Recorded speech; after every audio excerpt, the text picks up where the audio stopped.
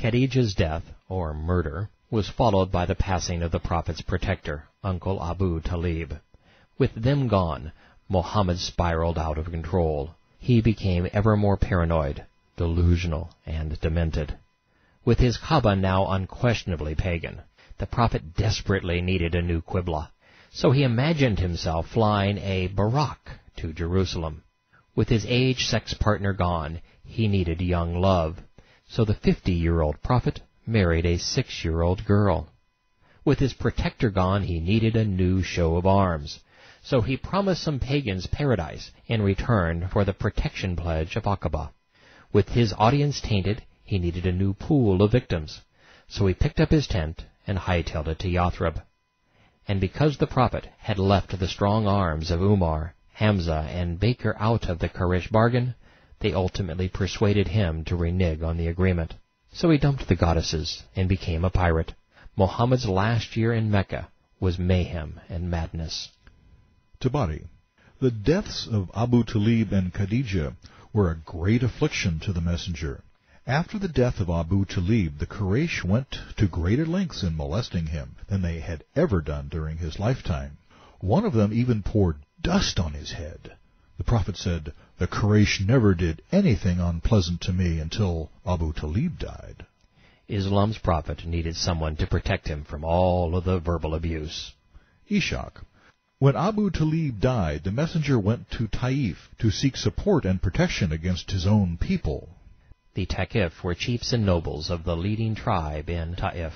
He spoke to them about the requests which he had come to make, that is, that they should come to his aid in defense of Islam and take his side against those of his own tribe who opposed him. If Allah were really a god, do you think Mohammed would have to ask pagans from a neighboring town to defend him? But what if Islam were really a political doctrine designed to suppress and enrich? Would a failed profiteer ask a Meccan rival to join his enterprise? The endeavor might at least make sense under those circumstances. But the Thaqif were as unimpressed with Mohammed as were the Quraysh. Tabari and Ishaq. One of them said, "If Allah has sent you, I will tear off the covering of the Kaaba."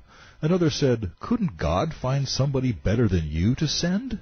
The third added, "I shall not speak to you, for if you are Allah's messenger as you say, you are too important for me to reply to, and if you're lying, you're too despicable to address." Muhammad's motivations were so transparent, the Thaqif were instantly convinced he was a charlatan. The combination of the Quraysh bargain and satanic verses were devastating to Muhammad's, Allah's, and Islam's credibility. Muhammad left them despairing of getting any good out of the Thaqif. The fact that he couldn't convert them to Islam and save their souls was unimportant. He despaired because he couldn't get anything from them.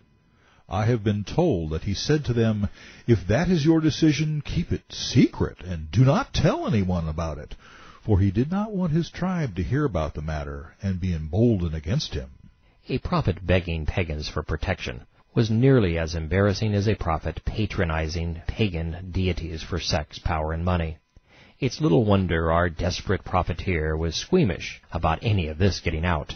However, they did not comply with his request, and incited against him their ignorant rabble, who reviled him, shouted at him, and hurled stones, until a crowd gathered and forced him to take refuge in a garden a long distance from town. Huddling in the garden, Mohammed claims a Christian came to his aid, handing him some grapes. When the quivering prophet took them, he said, "In the name of Allah," and then he ate. Adas looked him in the face and said, "By Allah, those words are not used by the people of this country." This depiction is no more credible than any other Christian endorsements of Islam. Ilah was the Arabic word for God, and no one was going to confuse Yahweh's name and character with Allah's name and nature. Even the Taif pagans knew Allah. What's more, 3 pages earlier, another hadith ripped this notion to shreds. The pagans in Mecca were said to have posted a document in the Kaaba which began, "In your name, O Allah." Muhammad said, "From what country do you come, Adas, and what is your religion?" He replied, "I am a Christian from the people of Nineveh." Nineveh, after having been reprieved by Jonah for 100 years, rebelled again and was destroyed 1,000 years earlier. But the error is not without merit, for it explains the reason behind this fable. Muhammad's journey to the Ta'if is being recast as heroic and godly, just like Jonah's prophetic mission to Nineveh. The messenger said, "From the town of the righteous man Jonah, the son of Matta?" Jonah was from the Nazareth area in Israel. The Assyrian capital was hardly his town. He despised the place. What's more, his father's name was Amittai, not Matta. "How did you know about Jonah, the son of Matta?" he asked. The messenger replied, "He is my brother. He was a prophet, and I am a prophet." The truth is, he heard about him from Zayed. Adas bent down before the messenger. Prostration to prophets isn't Christian behavior. And he kissed his head, his hands, and feet. The story goes on to say, "Muhammad has told me something which none but a prophet knows." If that's true, how did Adas know it? By presenting us with this confirmation, Muslims are actually confirming that they have lost the ability to reason. Now that we have a Christian endorsement, how about another from Satan's tribe, the Jinn? Tabari and Ishaq. When the messenger despaired of getting any positive response from the Thaqif, he left Taif to return to Mecca.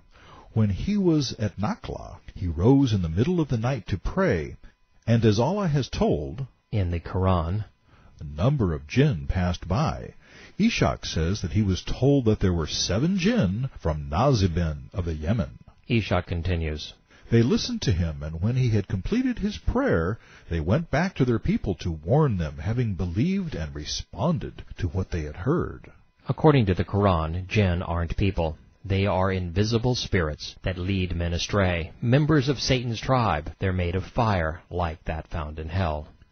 Allah mentioned their story when he said, in Quran 46, verse 29, Behold, we turned you towards Muhammad, a company of jinn, who wished to hear the Quran. But when they stood in the presence thereof, they said, Give ear. For the third in a series of demonic endorsements.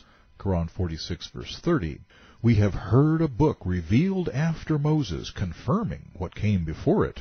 It guides to the truth and to a straight path. O our people, hearken unto the one who invites you to Allah, and believe him. He will forgive you your sin, and deliver you from a penalty grievous. If any does not hearken to the one who invites us to Allah, he cannot frustrate Allah's plan on earth, and no protectors can he have besides Allah. Such men wander in manifest error. Yet again, Allah is the demonic lord. Tabari. The messenger came back to Allah and found that its people were more determined to oppose him and abandon his religion, except for a few weak people who believed in him. Just when you think the Islamic traditions have pounded the final nail into Muhammad's coffin, they find another. Following the Quraysh bargain, the satanic indulgence, the pagan protection fiasco, and the jinn endorsement, we are told that Muslims rejected Muhammad. Imagine that. They abandoned his religion, except for a few weak people. 10 years into Muhammad's mission, the score in the little burg of Mecca, 5,000 people strong, is Islam 10, pagans 4,990. Following the satanic verses, Allah was enshrined as Islam's God. The 40th surah, aptly named The Forgiver, is typical of those revealed during the late Meccan period. Quran 40, verse 1. Hamim. These letters are one of the miracles of the Quran, and none but Allah understands their meaning.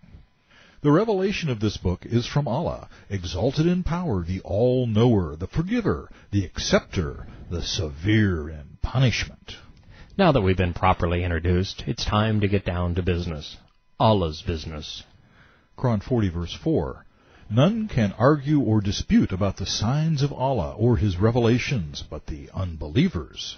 Islamic states make it a criminal offense for anyone to argue or dispute anything pertaining to Muhammad, Allah, the Quran, or Islam. The penalty for expressing such an opinion is death. Simply stated, Islam is the least open, least tolerant dogma ever conceived by man.